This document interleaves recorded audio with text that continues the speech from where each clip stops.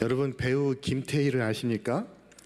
김태희가 예뻐? 내가 예뻐? 우리 아내들이 남편에게 묻는 질문입니다. 혹은 여자친구가 남자친구에게 묻습니다. 김태희가 예뻐? 내가 예뻐? 이때 주저하는 기색이나 잠시라도 생각하는 시간을 가지시면 안 됩니다. 지체 없이 반사적으로 당연히 우리 자기가 훨씬 더 예쁘지, 김태희는 명함도 못 내밀지 라고 말씀하시기를 바랍니다. 자, 이 거짓말은 10계명의 제9계명을 위반하는 것입니다. 내 이웃에 대하여 거짓 증거하지 말라. 오늘 우리는 연속해서 제9계명을 묵상하고 있습니다. 자, 그런데 이 제9계명이 눈치 없이 가정의 풍파를 초래하라고 주신 말씀은 아닙니다. 제9계명의 본래 문맥은 재판정입니다. 재판정에 서서 내 이웃을 해치는 거짓말을 하지 말라는 것입니다. 제9계명은 상대방을 곤경에 빠뜨리기 위해 거짓말하거나 거짓 증언을 하지 말라는 것입니다. 내 이웃에 대하여라는 말은 영어 성경에는 against your neighbor라고 번역하고 있습니다. 내 이웃을 거스르는, 이웃을 해치기 위한 거짓 진술을 하지 말라는 것입니다. 법정에 선 증인은 오직 진실만을 말하며 진실 외에는 말하지 않을 것을 맹세합니다. 자, 그와 같은 진실을 고수해야 하는 원칙은 법정에서 뿐만 아니라 우리의 일상 속에서도 적용되어야만 합니다. 진실을 사랑하시고 약속을 지키시는 하나님은 거짓된 혀와 거짓을 말하는 망령된 증인을 미워하시기 때문입니다. 성경은 우리에게 말씀합니다. 저 찬란한 천성에서 성도들이 노래하고 찬미하며 기뻐할 때에 거짓말을 좋아하며 지어내는 자마다 성 밖에 있으리라. 옛날 어떤 왕이 감옥 시찰을 나갔습니다. 왕이 한 죄수에게 물었습니다. 너는 무슨 죄를 지었기에 감옥에 왔는고? 그러자 죄수가 답합니다. 저는 아무 죄도 없습니다. 믿어주십시오. 왕은 다음 죄수에게 물었습니다. 너는 무슨 죄를 지었느냐? 자, 저는 너무 억울합니다. 억울하게 누명을 쓰고 지금 이 고생을 하고 있습니다. 왕은 죄수들에게 죄목을 물었지만 모두 무죄를 호소하고 있었습니다.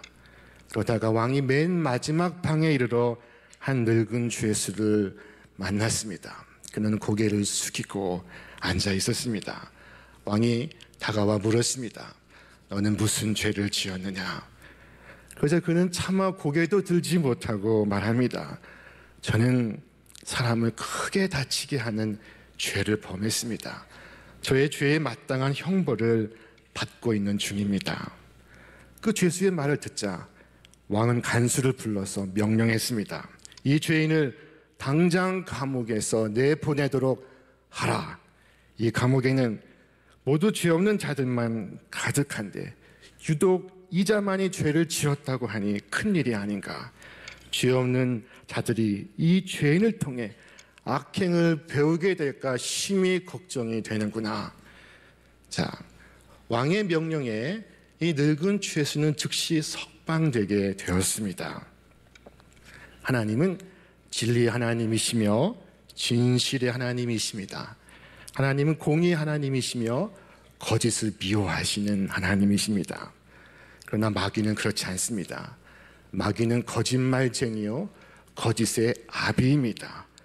거짓은 이 마귀에게 뿌리를 두고 있습니다. 태초에 하나님께서 사람에게 말씀하셨습니다. 여호와 하나님이 그 사람에게 명하여 이르시되 동산 각종 나무의 열매는 내가 임의로 먹되 선악을 알게 하는 나무의 열매는 먹지 말라.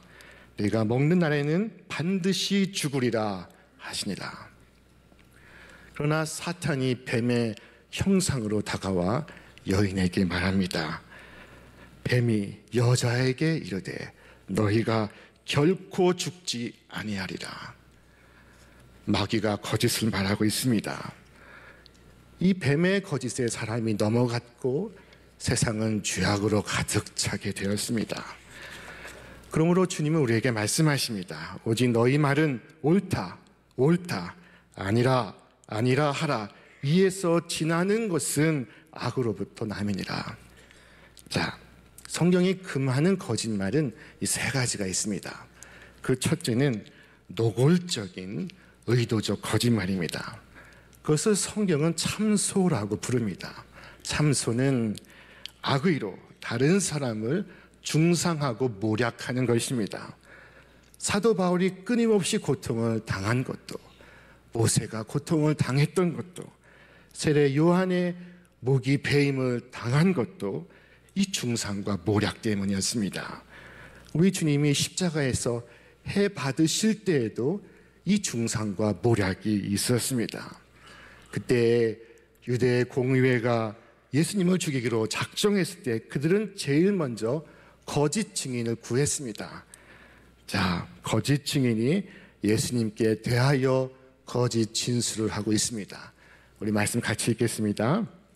대제사장들과 온 공회가 예수를 죽이려고 그를 칠 거짓 증거를 찾으매 거짓 증인이 많이 왔으나 얻지 못하더니 후에 두 사람이 와서 이르되 이 사람의 말이 내가 하나님의 성전을 헐고 사흘 동안에 지을 수 있다 하더라 하니. 자, 이 거짓 증언들로 인해 예수님은 붙들리셨습니다. 자, 그 유대인의 법정에서 초대교회 스데반 집사 역시 거짓 증인들에 의해 모함을 받고 있었습니다. 우리 말씀 한 번 더 읽겠습니다. 스데반이 지혜와 성령으로 말함을 그들이 능히 당하지 못하여 사람들을 매수하여 말하게 하되 이 사람이 모세와 하나님을 모독하는 말을 하는 것을 우리가 들었노라 하게 하고. 자, 스데반 집사는 이 거짓 증인들로 인해서 곧 성전 모독과 모세 율법 모독죄로 투석 사형을 당하게 되었습니다. 마귀는 히라보 원문에 디아블로스라고 적혀 있습니다. 이 디아블로스는 중상하는 자, 비방자라는 뜻을 갖습니다. 제9계명이 금하는 것이 바로 이 중상과 비방입니다. 성경은 말씀합니다. 너는 거짓된 풍설을 퍼뜨리지 말며 악인과 연합하여 위증하는 증인이 되지 말며 다수를 따라 악을 행하지 말며 송사의 다수를 따라 부당한 증언을 하지 말며. 자, 둘째로 이 제9계명은 이 노골적인 거짓말뿐만 아니라 슬며시 말하는 거짓말도 금하고 있습니다. 우리는 이웃에게 해가 될 말을 슬쩍 흘리는 경우가 있습니다. 하루는 하나님께서 욥에 대하여 칭찬하셨습니다. 그와 같이 순전하고 정직하여 하나님을 경외하며 악에서 떠난 자가 세상에 없느니라. 그러자 마귀가 응수합니다. 욥이 까닭없이 하나님을 경외하리까. 자, 마귀가 욥에 대한 비방을 시작하고 있습니다. 욥이 까닭없이 하나님을 경외하리까. 우리는 이런 식으로 은근히 남의 인격을 훼손하고 상처를 줄 때가 있습니다. 노골적으로 중상하는 것도 제9계명의 위반이요, 은근히 험담하는 것도 제9계명의 위반입니다. 성경은 말씀합니다. 거짓을 말하는 자를 멸하시리이다. 여호와께서는 피 흘리기를 즐기고 속이는 자를 싫어하시나이다. 자, 셋째로 제9계명은 침묵의 거짓말도 금하고 있습니다. 진실을 말하지 않고 거짓을 말하는 것은 제9계명에 대한 명백한 위반입니다. 그런데 진실을 말해야 할 그 순간에 침묵하는 것 역시 제9계명을 어기는 것입니다. 성경은 말씀합니다. 만일 누구든지 저주하는 소리를 듣고서도 증인이 되어 그가 본 것이나 알고 있는 것을 알리지 아니하면 그는 자기의 죄를 져야 할 것이요 그 허물이 그에게로 돌아갈 것이며. 자, 순교자들이 왜 순교를 당해야만 했습니까? 그들은 침묵하지 않고 증언하였기 때문입니다. 만약 그들이 침묵하였다면 그들은 살 수 있었을지 모릅니다. 그들은 순교를 당하지 않았을 수도 있습니다. 그러나 만약 그랬다면 오늘날 기독교회는 존재하지 않을 것입니다. 서기 2세기에 뛰어난 기독교 변증가였던 터툴리안은 이렇게 말했습니다. 교회는 증인들의 피로써 세워졌다. 자, 이 초대교회 순교자들, 그들은 바로 진실의 증언자들이었습니다. 예수 그리스도와 예수 그리스도의 십자가 부활을 증언하였습니다. 이 증인이라는 히라버 마르투스에서 순교자라는 마터라는 말이 나오게 되었습니다. 예수님의 12명에 함께했던 가족들은 예수님을 증언했습니다. 예수님의 제자 유다를 보충할 때에도 그 유일한 자격 조건은 예수의 부활을 증거할 사람이었습니다. 자, 우리 함께 말씀 읽겠습니다. 항상 우리와 함께 다니던 사람 중에 하나를 세워 우리와 더불어 예수께서 부활하심을 증언할 사람이 되게 하여야 하리라 하거늘. 오늘 우리 성도들 역시 부활의 증인으로서 부름 받았음을 기억하시기를 바랍니다. 예수님께서 우리에게 남기신 마지막 말씀이 부활의 증인이 되라 하시는 것이었습니다. 자, 또 이르시되 이같이 그리스도가 고난을 받고 제3일에 죽은 자 가운데서 살아날 것이요 또 그의 이름으로 죄사함을 받게 하는 회개가 예루살렘에서 시작하여 모든 족속에게 전파될 것이 기록되었으니 너희는 이 모든 일의 증인이라.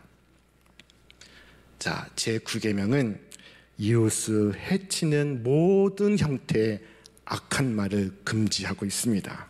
그것은 첫째로 근거 없는 중상과 모략이며, 둘째로 슬며시 말하는 거짓말이요, 셋째로 진실에 대하여 침묵하는 것입니다. 자, 그렇다면 성경은 모든 거짓말을 허용하지 않는 것일까요? 그렇지는 않습니다. 성경에 등장하는 하나님이 기뻐하시는 거짓말도 있었습니다.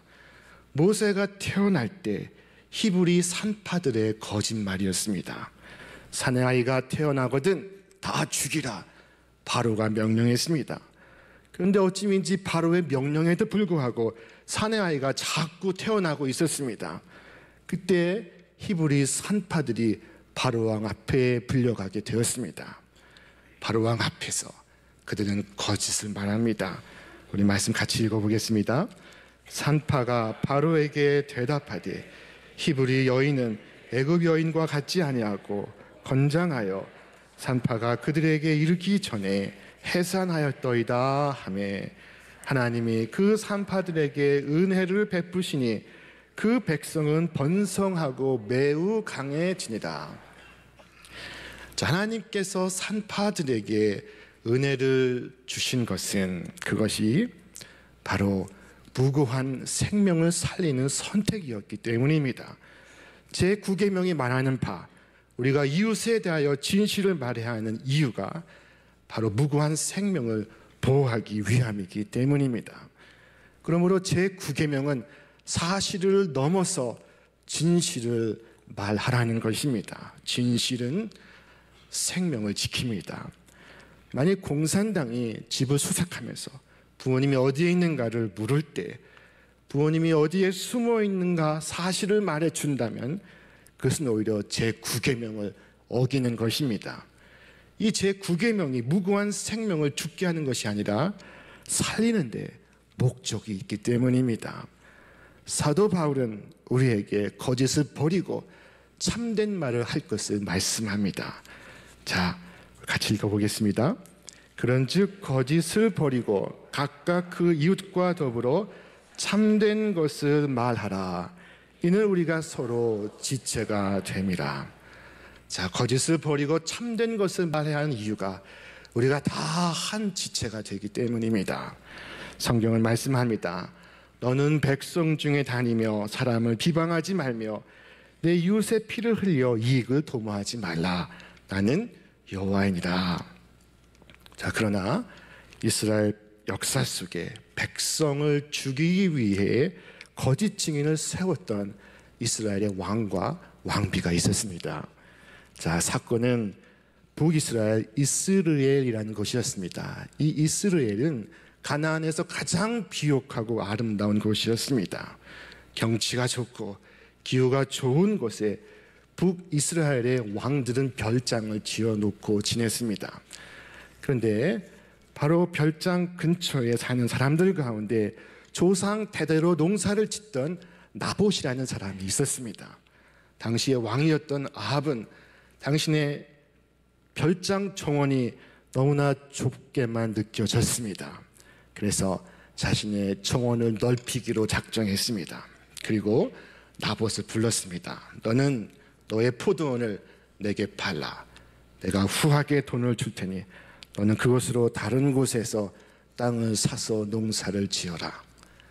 자, 그러나 왕의 제안을 받은 나봇은 그 제안을 받을 수가 없었습니다. 왜냐하면 그의 그 땅은 조상으로부터 대대로 물려오는 유산이었기 때문입니다.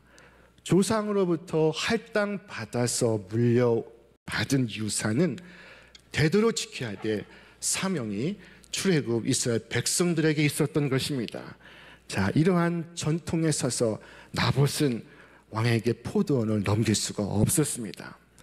자, 왕은 포도원을 손에 줄 수 없게 되자 그날로 식음을 전폐하며 몸져 누웠습니다.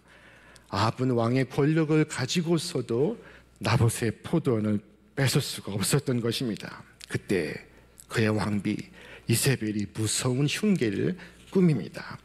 이세벨은 히브리 사람이 아니요 시돈의 공주로서 정략 결혼으로 아합과 결혼한 사이였습니다. 이세벨은 이스라엘의 장로들에게 밀서를 보냈습니다. 너희는 곧 2명의 거짓 증인을 세워서 나봇이 하나님과 왕을 모독했다고 진술하게 하라.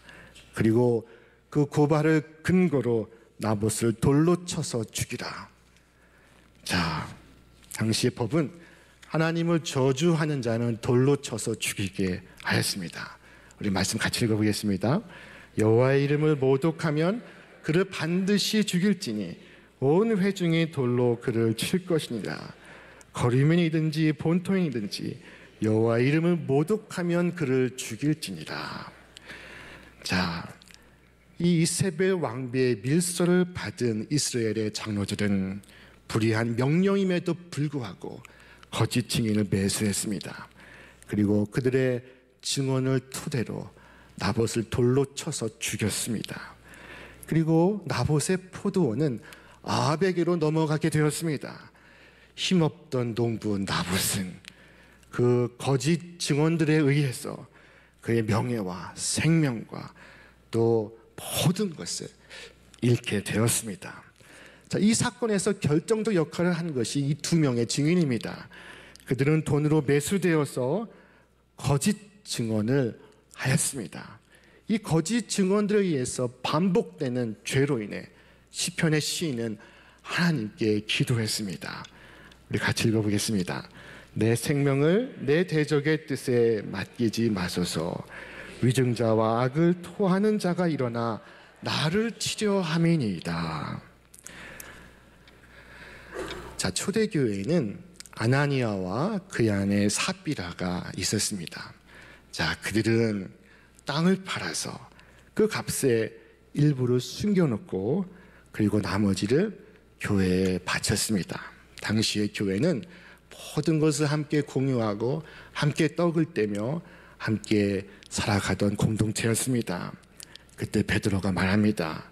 베드로가 이르되 아나니아야 어찌하여 사탄이 내 마음에 가득하여 내가 성령을 속이고 땅값 얼마를 감추었느냐. 땅이 그대로 있을 때에는 내 땅이 아니며 판 후에도 내 마음대로 할 수가 없더냐. 어찌하여 이 일을 네 마음에 품었느냐. 사람에게 거짓말한 것이 아니요 하나님께로다. 이 말을 듣는 즉시 아나니아는 쓰러져서 숨이 멎고 말았습니다. 그리고 그의 뒤를 이어서 그의 아내 역시 죽게 되었습니다. 자, 아나니아와 삽비라가 벌을 받은 데에는 다른 이유가 없습니다. 그것은 그들이 하나님께 거짓말을 하였기 때문입니다. 그것이 그들의 생명을 앗아가게 만들었습니다. 성경은 이 거짓의 결과를 우리에게 분명히 말씀합니다. 우리 같이 읽겠습니다. 모든 거짓말하는 자들은 불과 유황으로 타는 못에 참회하리니 이것이 둘째 사망이라.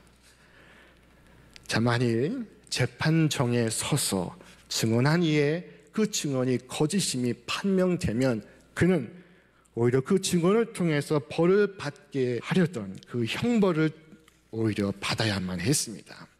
자, 성경은 말씀합니다. 재판장은 자세히 조사하여 그 증인이 거짓 증거하여 그 형제를 거짓으로 모함한 것이 판명되면 그가 그의 형제에게 행하려고 꾀한 그대로 그에게 행하여 너희 중에서 악을 제하라. 자, 그리하여 다니엘을 참소했던 그들은 다니엘 대신 사자굴에 던져지게 되었습니다. 우리 말씀 같이 읽어보겠습니다. 왕이 말하여 다니엘을 참소한 사람들을 끌어오게 하고 그들을 그들의 처자들과 함께 사자굴에 던져넣게 하였더니 그들이 불 바닥에 닿기도 전에 사자들이 곧 그들을 움켜서 그 뼈까지도 부서뜨렸더라. 자, 그렇다면 우리는 이 죄에 맞서서 제9계명을 지키기 위하여 무엇을 할 수 있습니까?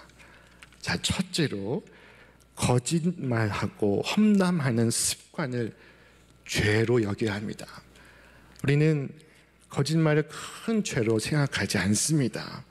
죄로 여겨지기 전까지, 그래서 아파하기 전까지 이 죄는 해결되지 않습니다. 그것이 잘못된 줄 알고 하나님 앞에서 회개할 수 있기를 바랍니다. 자, 둘째로 남의 일을 잘 알지 못하면서 쉽게 비방하는 것을 멈추어야 합니다. 우리는 남의 일에 관심이 많습니다. 남의 일을 재미있어합니다. 그러나 정작 그들의 속 사정은 알려고 하지 않습니다. 그들의 아픈 속 사정, 슬픈 속 사정을 헤아리려 하지 않습니다. 어느 날 오빠가 폐병으로 죽어가고 있었습니다. 자, 그러나 돈이 없어서 치료할 수 없는 그 오빠를 위하여 가난한 누이가 몸을 팔았습니다. 그래서 자기 오빠를 구했습니다. 그런데 교인들이 몸을 팔았다는 이야기를 얼마나 하고 다녔든지 온 교회에 소문이 파다하게 퍼졌습니다. 그리고 오빠의 귀에도 들려졌습니다. 오빠는 충격으로 그만 스스로 목숨을 끊었습니다. 그리고 여동생도 따라서 스스로 목숨을 끊었습니다. 그 남매의 장례식 날 교회 목사님은 울면서 설교를 했습니다. 하나님께서 심판날에 너 아무개 목사야, 내가 내 양떼를 얼마나 돌보았느냐고 물으신다면 예, 저는 양이 한 마리도 없고 이리떼만 데리고 여기 왔습니다 하고 말할 수밖에 없습니다. 여러분, 우리의 입이 문제가 아니라 우리의 마음이 문제입니다. 거짓되고 악한 마음이 문제입니다. 마음이 진범입니다. 그러면 우리의 혀를 통제하고 길들일 수 있을 때는 우리의 마음이 새롭게 될 때입니다. 우리의 심령이 거룩해질 때입니다. 자, 오순절 날에 이르러 성령이 사람들에게 임했습니다. 그러자 그들은 놀라운 경험을 하게 되었습니다. 그들의 혀가 새로운 언어를 갖게 되었습니다. 그동안 중상하고 비방하고 원망하고 욕하고 남을 거스리며 하나님께 반역하기를 좋아했던 그 혀가 이제 변화되어서 진실을 말하며 하나님께 찬미하고 하나님의 사랑을 노래하기 시작했습니다. 그러므로 시편의 시인을 고백했습니다. 우리 함께 읽겠습니다. 나의 반석이시여 나의 구속자이신 여호와여, 내 입의 말과 마음의 묵상이 주님 앞에 연락되기를 원하나이다. 다윗은 날마다 기도했습니다. 여호와여, 내 입에 파수꾼을 세우시며 내 입술의 문을 지켜 주옵소서. 하나님의 사람 다윗이 기도했다면 우리는 얼마나 더 기도해야 하겠습니까? 날마다 내 입술에 파수꾼을 세워달라고 기도할 수 있기를 바랍니다. 주님은 장차 주님의 성산에서 영원히 살아갈 자들에 대하여 예고하셨습니다. 우리 말씀 마지막으로 함께 읽겠습니다. 여호와여, 주의 장막에 머무를 자 누구오며 주의 성산에 사는 자 누구오니까? 정직하게 행하며 그의 마음에 진실을 말하며 그의 혀로 남을 허물하지 아니하고 그의 이웃에게 악을 행하지 아니하며 그의 이웃을 비방하지 아니하는 자이니 이런 일을 행하는 자는 영원히 흔들리지 아니하리이다. 자, 생명의 계절 이 봄에 우리의 입술로서 사람을 세우는 말, 살리는 말, 덕을 쌓는 말, 은혜가 되는 말, 생명의 말을 함으로써 주의 성산에서 함께 영원히 살아가시는 여러분과 제가 되기를 주님의 이름으로 축원합니다. 축원합니다.